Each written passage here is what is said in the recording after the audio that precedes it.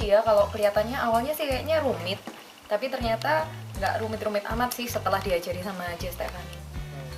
Saya tertariknya sih kapan hari itu dari tisu. Kok bisa ya? Biasanya kan kita tisu kan taunya hanya untuk membersihkan. Saya terinspirasi dengan tema botanical gitu. Jadi botanical itu tema buah-buahan yang cocok untuk kayu-kayu juga. Jadi kayu dan buah gitu.